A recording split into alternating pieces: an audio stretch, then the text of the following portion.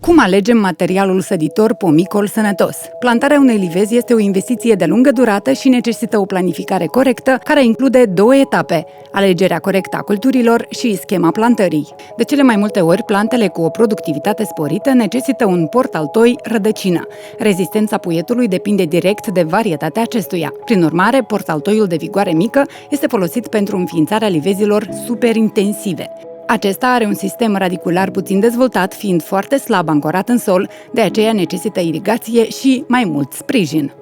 Portaltoiul de vigoare medie se utilizează în livezile intensive. Acest tip este fixat mai bine în sol și nu are nevoie de sprijin. În schimb, e de preferat un sistem de irigare. Portaltoiul de vigoare mare stă la baza livezilor extensive. În acest caz, nu este nevoie de irigare și nici de sistem de sprijin. Tipul de portaltoi va influența și productivitatea. De exemplu, la cireș, pe un portaltoi de vigoare mică, putem obține până la 30 de tone de fructe la hectar. Pe cel de vigoare medie, până la 20 de tone și, respectiv, pe un portaltoi de vigoare mare, roada va fi în medie de 15 tone per hectar. Este important să fie luată în considerare rezistența la înghețurile târzii ale primăverii, dar și rezistența la boli. Și alegerea corectă a polinizatorilor este foarte importantă, chiar obligatorie, în cazul în care soiul ales nu este autofertil, proporția fiind de cel puțin 1:10.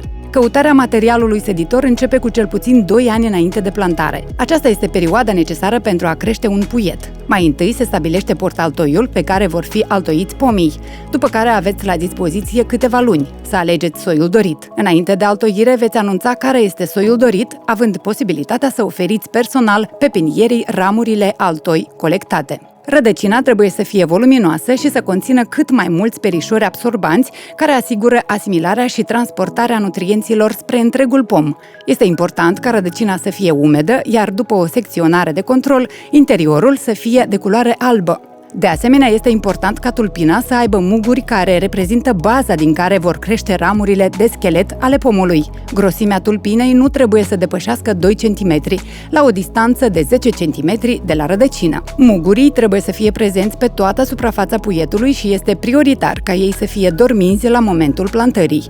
Cel mai bine este să solicităm pepinierii puieții cu cel puțin 3 ramuri. Acest lucru ne va ajuta să economisim un an de formare și astfel să câștigăm un an cu roadă. De aceea, specialiștii recomandă de a efectua sădirea toamna, iarna sau la începutul primăverii. Pentru a nu se asfixia rădăcina și astfel pomul, este important de efectuat o desfundare adâncă a solului, cu cel puțin un an înainte de plantare.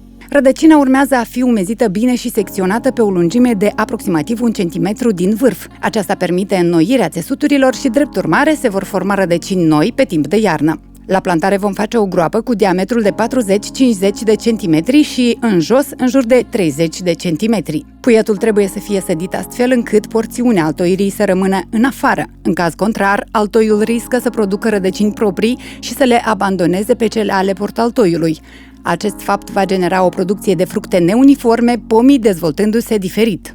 De asemenea, solul se va tasa bine pentru a evita acumularea aerului în preajma rădăcinilor, care poate duce la deshidratarea acesteia, respectiv la uscarea pomului tânăr. Imediat după aceasta vom uda pământul din jurul rădăcinii. În cazul pomilor cu un singur lăstar, puietul se va reteza la o înălțime de 45-60 de centimetri în funcție de lungimea tulpinei pe care o doriți. La cei cu 2 sau 3 lăstari, aceștia vor fi tăiați la o lungime de 20 de centimetri, iar ramura din centru, adică cea principală, se va reteza la o lungime de 40 de centimetri de la ultimul lăstar anticipat.